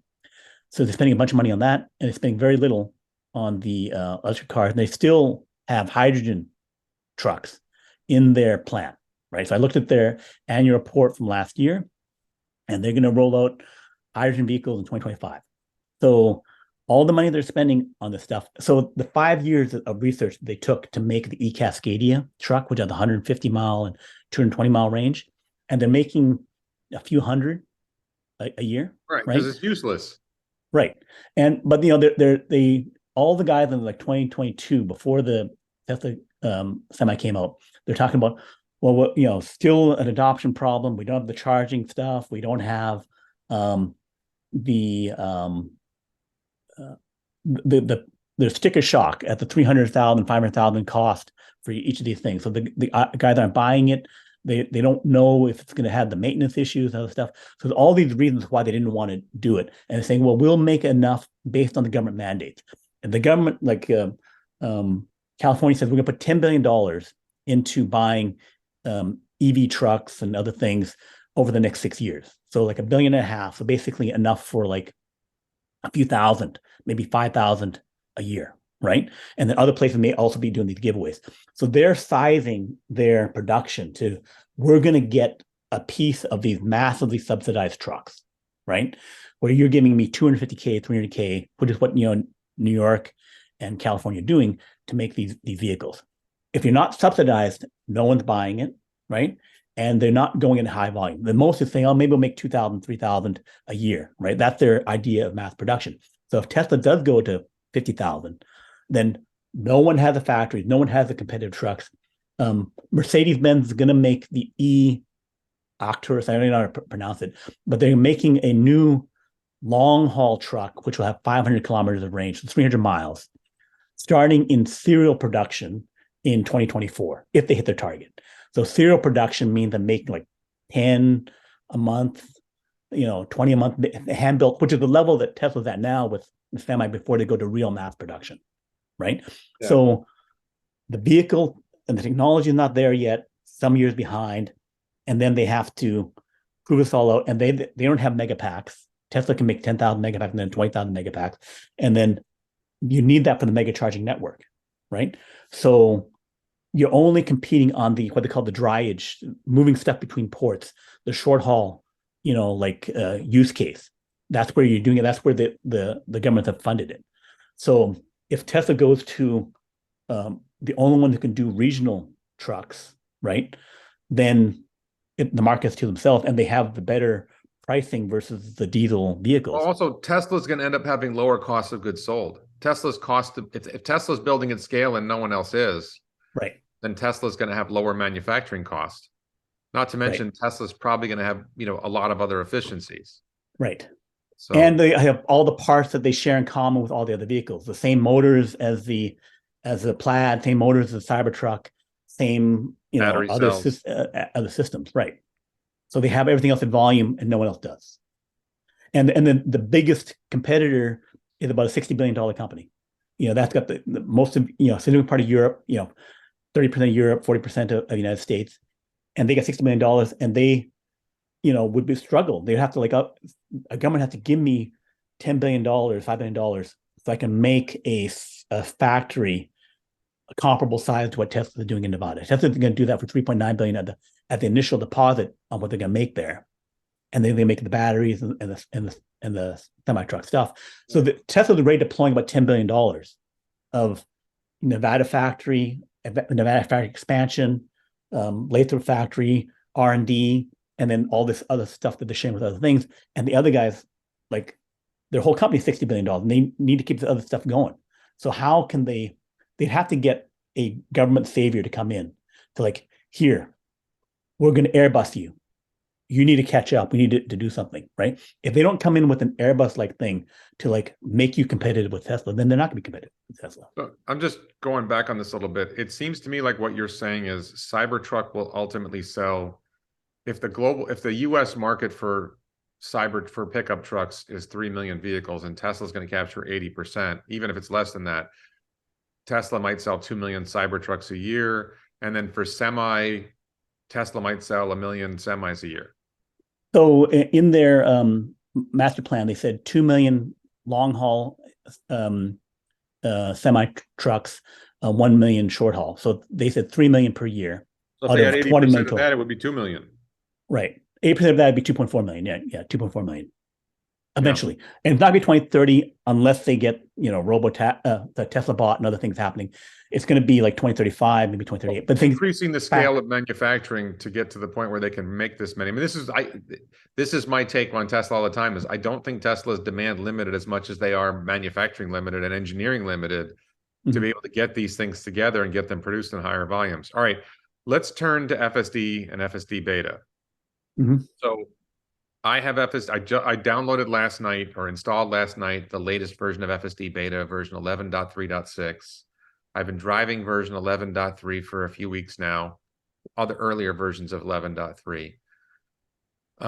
I have this particular intersection where my car, you make a sharp right turn to head to a traffic light, and then the car's supposed to make a left turn at the traffic light. And on version 10.69, the previous class of FSD, it would almost always probably 90% of the time it would bail out and turn right instead of turning left. And I would have to intervene and stop it. On 11.3. The earlier versions of 11.3, I was doing better than 50% getting it right, at least making the turn. There's some issues after it makes the turn, but at least it makes the turn. And I think it may have, I still see there's this thing, if you're familiar with FSD, there's this thing in the car display that shows a blue line, or blue, we call it the blue tether, that indicates which direction the car is planning on going. And it does still flicker to the right, but it comes back and goes left. And it's so far been pretty consistent on 11. It's much more consistent on 11.3 going left. It still has issues, but that's an improvement on the drive home. Sorry, I go to the gym, and normally I walk to the gym, but because I had 11.3.6, I had to drive to the gym today, let FSD Beta get me there, and there's a free charger nearby. On the way back, this is for those who are familiar with Cape Canaveral. This is Astronaut Boulevard, coming northbound on Astronaut Boulevard. There's a flashing yellow light just past City Hall, right before my turn onto to Atlantic Boulevard. And the car has, on previous versions, including 11.3.3, the car would slow for the flashing yellow, which it shouldn't. And this morning it didn't slow for the flashing yellow. So I keep seeing significant improvements. There's still issues with like getting into that left turn lane to make that left turn, lane choices. There's still issues, but I feel like I've seen, for me, very significant progress. And I think they're still working. There's still some, like Elon said, they're still converting some legacy parts of the software to going on video rather than going on still images. And once you get everything over to where you want to go, then you've got to do a lot more data and a lot more training, and they're generating a lot more data. ARK Invest just pointed out that Tesla is now getting a ridiculously much larger volume of data because of the shift to FSD version 11, getting data from highway instead of from not just city streets. Dojo is probably online or coming online soon. We're going to get more processing power. I think we're going to, just my take is we're going to see FSD get radically better by the end of this year. Is it going to cross the line into, genuine full self-driving? You don't have to sit in the driver's seat anymore. Or I think we're going to get to the point where you don't have to, it stops nagging you. Like I have this theory that there's two steps. Step one is you don't have to pay attention anymore, but you have to sit in the front seat, in the driver's seat. So in case we need you to take over, you're there. And the next level is you don't even have to sit in the front seat.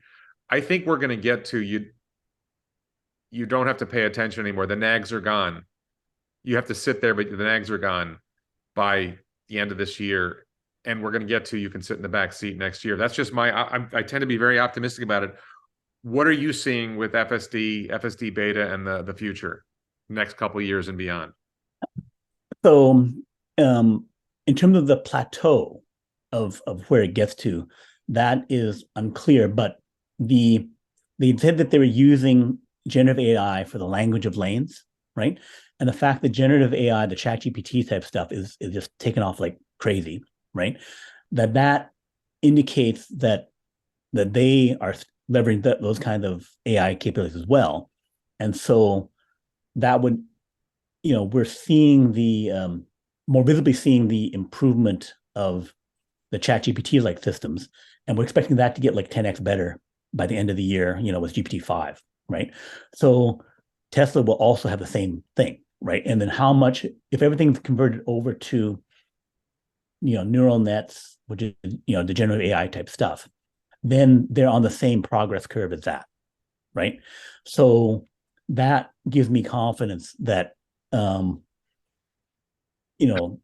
they have the data. So the data, they have the right software with neural nets, and they have all the processing power, all the money spent on that.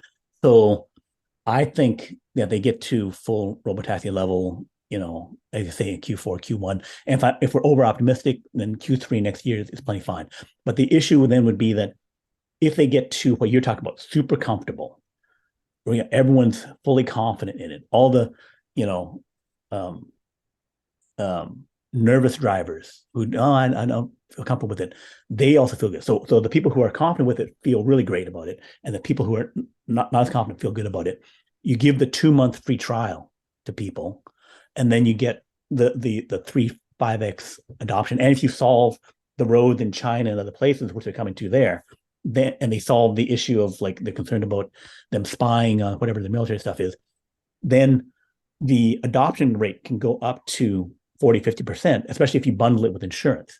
So the highly confident thing that you're talking about means that if you bump the adoption rate to 50%, right, then that's a huge game changer. Because then I got $15,000 worth of additional sales, or I got $200 a month every month going forward, or whatever. They have this extra level of margin for the vehicles to get to lower prices and to sell more vehicles, right?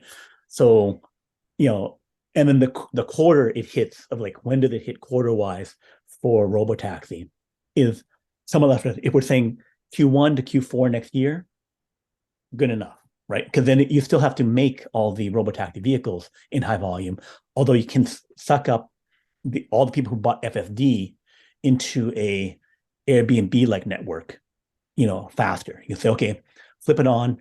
If you don't have FSD, you can buy it, and by the way, you can make X $1,000, $1,000 per month, your $200 cost, but give us half, so 500, it'd be profitable for you, right, to do it. So I think it's a lot more than $1,000 a month. Right. I'm just saying that many $1,000s. I think it's easily $50,000 a year in the early days. Right. So that's $2,000, $4,000. If you $4,000 a month, and you give Tesla a cut. Right. You give Tesla half. They take half. You take half. I think Tesla's going to give. I think in order to motivate people to put vehicles in the fleet, Tesla's going to give the owner 70%. Okay. Maybe more. Mm-hmm. It may be like, if you already bought FSD, we'll give you 80%. Mm-hmm. If you're buying FSD now, there's going to be like options. Like you can buy FSD in full for $50,000 and you get the 80%, or you can buy FSD for $20,000 and you get 50%. Right. I think there's it'll be interesting to see how they price it. But so 2-step changes, like one is, huge adoption because people love it, feel comfortable with it. 3, I bundle it with insurance so that the half of the drivers or the below average human drivers get replaced, making things safer. And then 3, there's probably 2 levels of robotaxi in terms of like, partial robotaxi, full robotaxi, whatever, and also robotruck. I think robotruck would be a big deal, but that's probably when you get them up in volume. So there's 4 or 5 levels in there that are step changes in terms of the financials of it. So I view it in terms of that financial lens of when it changed. But again, it's like, until it happens, just like until Model 3 is being built, it hadn't happened yet. So until they get to those next levels in FSD, and so it's not like level 2, level 3, level 4, level 5 autonomy. It's like level 2 financials for Tesla of like, I'm going to do the bonus free 2 months trial. I'm going to get a bunch of people sign up, doubling how many people use FSD, and then double again when I do the insurance bundle. Well, I think that if you deliver a car that can drive itself, I think even if you can deliver a car that can drive itself, but you have to sit in the driver's seat. Yeah. I think that leads to adoption of 100%. Mm-hmm. And I would say more, like there's going to be so much demand for that car that Tesla's not going to sell it without FSD. Right. And then, 6 months later, a year later, when you can sit in the back seat and you can run it as a robotaxi, like it would, and for shareholders, just to be clear, for people who are Tesla stockholders, what that does to Tesla's profits is insane. Right. Tesla goes from like, I don't know, 15% operating margin or 18% operating margin and 20-25% gross margin. They go to like 50% gross margin and 35% operating margin and 30% net margin, and it just means the profit like triples. Right. And then and possibly more than that, and that's just in the short term, and as you go out it just ends up getting better and better and better. And then I can see 10 million Model Ys, robo Model Ys right now sold. Model Y, because that's the point. Like when I talked about the ceiling on Model Y, all of a sudden the ceiling on all these, they're no longer just cars. Yeah. Right? People still think they're just cars. They're not. If you own one, and I own two, and I think you own one, like they're not just cars. They're like, it's a computer on wheels, it's a robot, it's amazing. And I think people don't get it. And I think that's that we're still hanging on this question, when does Tesla deliver on FSD? And I do think you're correct that we're seeing AI accelerate.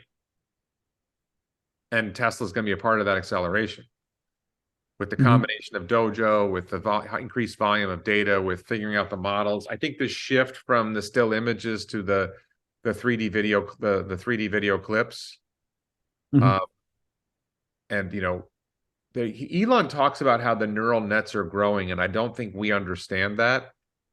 And almost sometimes when he talks about it, it sounds like he's not really sure he understands it either. There's so many neural nets running in there. There's larger neural net models. I don't claim to understand it all. All right. So I think we've covered FSD. Is there anything you wanted to say about FSD beta before we move on to Mega Factory? So the FSD and the Tesla bot thing. So because you're watching the Chat GPT thing explode, the GPT-5 and what's going to happen there, I'm tracking that thing fairly closely. The size of the model go to 2 trillion parameters. There's a guy, Alan Thompson, who advises the governments and does YouTube videos and stuff like that, and also advises companies. He has this AGI tracker, which says it's right now at 48%. So his 80% thing is embodied generative AI, which he thinks is going to be, able to solve the Steve Wozniak thing of walking into a room, picking up a cup of coffee, and doing about all this stuff, right? So basically, he's saying full Tesla bot.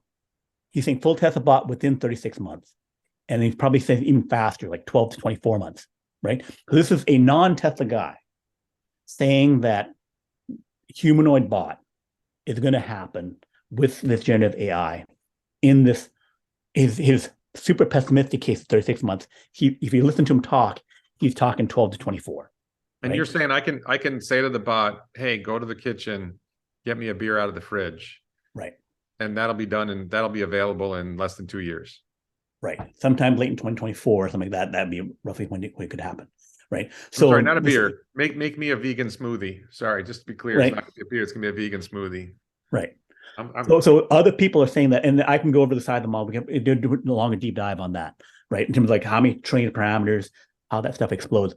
So before I was always looking at AI minimalist, like let's not count too much on FSD. I switched over to the AI maximalist position that if the full self-driving and Tesla bot will happen because of this other AI stuff happening. And Tesla's riding that wave and have been riding that wave on that. So thus, I believe that it puts the guarantee that Robotaxi 2025, whatever, Tesla bot 2025, that's all going to happen there and you can then not have to look at what Tesla's also doing, but also what these other guys, OpenAI, Microsoft, Google, what they're doing. By the way, I have a theory that Andrej Karpathy left Tesla and he went to OpenAI, and he's actually spying for Elon. Okay. Because I think Karpathy owns a lot of Tesla stock. Yeah. Right. So he's like in Godfather 1, the Luca Brasi. So he has to Luca Brasi sleeps with the fishes. Yeah, but he went to spy. He said he pretending to be the traitor and going over to So okay. So the last thing I wanted to talk about was Tesla announced a mega factory in Shanghai. So introduction for those who aren't familiar, Tesla builds this product called Megapack, which is the current generation that they've started building is a 4 megawatt hour battery pack, which for comparison, a Model S has 100 kilowatt hours. So a megawatt hour is 10 Model S's. This is like 40 Model S's of batteries. I think I've got that right. This is like, it's like, right. It's like the same as 40 Model S's. And it's like a utility grade backup that they deploy like a whole bunch of them to back up like a grid. And in theory, and I think there's some small uses of this right now, an office building might have a Megapack, a factory might have a Megapack, a supercharger station with a lot of superchargers might have a Megapack to back up supply of electricity for whatever they're doing. So Lathrop, California is the first mega factory, and that has already started producing mega packs, and they're expecting that to get up to 10,000 mega packs a year, which is 40 gigawatt hours a year. They announced Shanghai is going to build a mega factory, and they also said that would build 10,000 mega packs a year. I find it hard to believe that Shanghai won't try to outdo Lathrop. Mm-hmm. Right. It's probably going to be 20,000 megapacks and 80 gigawatt hours. And I think China is a very large market for megapack. So I don't think they'll if you try to order a megapack right now, I think you're not going to get delivery until 2024, maybe late 2024, maybe 2025. I haven't looked lately. There's huge demand for these. They offer a variety of benefits. So what's your take on the Shanghai mega factory announcement? Mega factory being a large factory that produces mega packs. Yeah. So China has among the most solar and wind farms, the biggest solar and wind farms, mostly, I think, out towards Mongolia and stuff, away from the cities and that kind of stuff. But they able to transmit power via a ultra high voltage grid. So you need to have the mega packs to store the extra energy that you're generating, because in the master plan 3, they go over the hourly generation stuff and how there's all this wasted energy where I got to even turn down my wind turbines because they're generating too much power. And so you have to curtail stuff. So the optimal point, apparently, Tesla says 30% curtailment. So you want to waste some energy because of how they're going. But you do want to minimize that with the megapack storage. China has pumped hydro, where they move water up behind a dam, and then when they want to release it, they run through turbines and do some stuff. But that is less controllable and less reactive than the batteries. When you have a sudden demand for electricity, megapacks can respond instantly. The pumped hydro is going to take minutes. Right. So because they have so much of that, then there's this pent-up demand for the battery scale stuff in order to make their grid more efficient, right? So all that demand is there already. Tesla in the Master Plan 3 talked about that the fixed megapack storage for the world in the transition plan should get to 2.3 terawatt hours. So roughly 60 times the size of Lathrop. So they have a demand for that level in their master plan. And they also said it costs $10 million per gigawatt hour or something like that. Yeah. So then the 40 gigawatt hour capacity is $400 million. So they gave out some. It's $4 million for a mega pack. Sorry, $2 million for a mega pack, which is $500 a kilowatt hour, or 500,000 a megawatt, $500 million per gigawatt hour. $500 million per gigawatt hour. So if you do 40 gigawatt hours, you're doing 20. I think I calculated that each of these if they do 10,000 mega packs, you're talking about $20 billion in revenue for each, which for context, Tesla's revenue in 2022 was 80 billion. So just one megapack factory is 1/4 of Tesla's total revenue from last year. Right. And two of them would be half, and right. And it's only costing them like $800 million for both those factories, based upon the numbers that they gave in the master plan.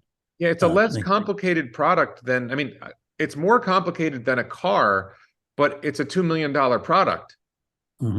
Right? I'm not even sure it's more complicated than a car, because there's no wheels, there's no drivetrain. It's just a whole bunch of batteries and some electronics. And there's cooling and but the car has cooling. The car has electronics. It's like a fairly simple product. It's just, and the component costs don't seem to be that high. Like, I think you may end up with more than 50% margins. And maybe even a lot more than 50% margins. So these could be really big. And then, okay, so we see it in China and we see it in the US. We're probably going to see at least one more mega. I almost wonder, are we going to see more mega factories like this, or is Tesla going to learn from their mega factory production and build a next generation mega factory that produces in higher volume? And you can picture they're going to need at least one of these in Europe. Yeah, so they said 60. So if they get half of the market, other guys do something else, then they make 30 of these factories, and they'll be like, what, 6 or 8 on each continent, or you're making the 40 gigawatt hour factory a 200 gigawatt hour factory, and then you're shipping it out from there. They converted a Target into the Lathrop, a Target shopping mall into the Lathrop factory. So, these things are not, very easy to make. So, and then the total cost of the 60 factories, they're talking about like $24 billion. And if they're any more efficient, then, it's be trivial for them to scale up to that demand. So it's a question of like. So a factory that costs less than $500 million is producing $20 billion a year in revenue. Yeah. That's a pretty quick return on investment. Yep. Yeah. So, yeah, and actually, when I think about it, we've got Giga Mexico going up for the next generation vehicle. Latin America has notoriously, I don't know if it's all of Latin America, large parts of Latin America have unreliable electricity. Costa Rica, for example, has unreliable electricity. I could see, adding megapacks all over Latin America, shoring up their grids. Right. India probably going to need megapacks. Philippines, Africa, Vietnam, the rest of Asia. The market for megapack just seems to be endless. Right, and you need them for your mega charging stations for mass rollout of Cybertruck and Semi. Yeah. I need to have the higher capacity stuff for that, and I'm gonna mix it in with solar because if I take out all the trucks, the semi trucks and Cybertruck, that's about 30% of the world oil production, and I need to conversely add 20%, 30% into electricity. So over the course of 2 decades, that transition has to happen. So what we're looking at is Lathrop should fully ramp by the end of this year. Be producing 10,000 megapacks a year. Shanghai will probably ramp by the end of next year, and maybe more than Lathrop. So we could be looking at $40 billion of revenue in 2025. And maybe $20 billion if 50% margin. If it was 50% margin, it'd be $20 billion in profit, net income. Yeah. So that's a very positive trend for Tesla. All right. Right. So I feel like we've covered a lot of stuff here. Is there? Yep. And you mentioned bot. I don't want to dive into bot right now because I still feel like, I think you're right, but I still feel like it's too speculative. Is there anything else you wanted to talk about? Because we've been gone for like 2 hours. Yeah. Is there anything else you wanted to talk about? One thing is that everyone talks about the 20 million cars thing. I think one way to look at it, I'm not going to try and reduce the threshold bar, but I think it needs to be looked at in terms of the small car equivalents, right? If they start making the next gen car, 25K car, right? Then, if they're making 500,000 semis per year, right? Then that's really 5 million 25K car equivalents if they're selling for 250, right? Maybe get that 10 right? million. Yeah, maybe 10 million. Right. So, and then for Cybertruck, then each one's like 3. So if I make 1 million Cybertrucks, then that's like 3 million small car equivalents. If I'm making 2 million Model Y, that's really 4 million small car equivalents. I still think they're going for a genuine 20 million units, but right. I see your point. Right. No, I think they're going for 20 million equivalent. I think they would go in this scenario maybe to 40 million of 25K car equivalents or 50 million, whatever. They're going to a higher number, but when you're comparing, like Gary Black talked about the importance of the 25K car, making, 1 million of the semi would be equivalent to 10 million of those, right? Right. If I make 2 million Cybertrucks, I'm making 6 million of those. So the relative importance of those is if I can get to 8 million of those versus a smaller number of these bigger ones, the importance to the whole thing. And also it could be, if they're not slightly less profitable than the semi truck, then you just need to factor that in. So people should make them equal, compare apples to apples with an equivalency factor. Yeah. And just really quick, it's not a 25K car. Right. It's a $20,000 or less car. Right. They're selling Model 3s in the US for about 40,000 and in China for, I think, under $35,000. Right. If they can sell the Model 3 in China for $35,000, they'll be able to sell a next generation vehicle for about $18,000 in Right. China. Right. And maybe less than that. I think that it's kind of interesting. Like, oh, and actually, I just realized one other thing I wanted to talk about, which was in large part that the next generation vehicle is roughly Toyota Corolla sized or a little bigger, which it sounds like it might be a little bigger than a Corolla. There's still a market for smaller vehicles that so far is not in the plan. Mm-hmm. I don't know whether the next generation platform is actually going to include a smaller vehicle and a larger vehicle, but like the Honda Fit, the Tata Nano in India, there are some very, very small cars that are sold in very high volume in poorer countries, even in Europe, I think. Certainly China. I think there has to be one more vehicle on the menu that they haven't mentioned yet. What do you think about the prospect for there being an even smaller vehicle that Tesla's going to make, or is it just they don't think that's going to happen? I think it could happen, but by then, I'm seeing Tesla bought in the factories. I'm seeing robotaxis. So the whole calculus of what's going to happen is going to change. Also, because we've reduced the cost of transportation, the economy grows, more vehicles are in. So if you're going to make Tesla bot, which is like 1/30th the size of a Model Y, then why wouldn't you have a micro car at 10K, right? But if the world's going to be radically different with robo taxis and other things, I'm not sure what that looks like. But if they keep dropping cost cutting and saying, because they don't stop cost cutting once they make the 20K car, 18K car, they keep going. So then if they cut out 10% per year, within 5 years, they're 50% less, then they have a 12K car. Right? Yeah. So 5 years after, they would do that. So it's just out in 2035. Oh, somehow beyond the horizon, it's too far away. But yes, I can see that happening within 3 to 5 years after they introduce the next gen vehicle. It'll be the next gen vehicle. Yeah, and they want to convert everyone. Yeah, so I agree. Okay, so I'm going to wrap it up here. Yeah, I don't have to go, but I'm going to wrap it up anyway. Okay. Brian, I want to thank you. For those watching, Brian is at Next Big Future on Twitter and I think nextbigfuture.com. Brian is famous or very successful in prediction markets. So when Brian makes predictions, they seem to come true a lot more than when other people make predictions. So thank you, Brian, so much for coming on. Links to Brian's stuff in the description below.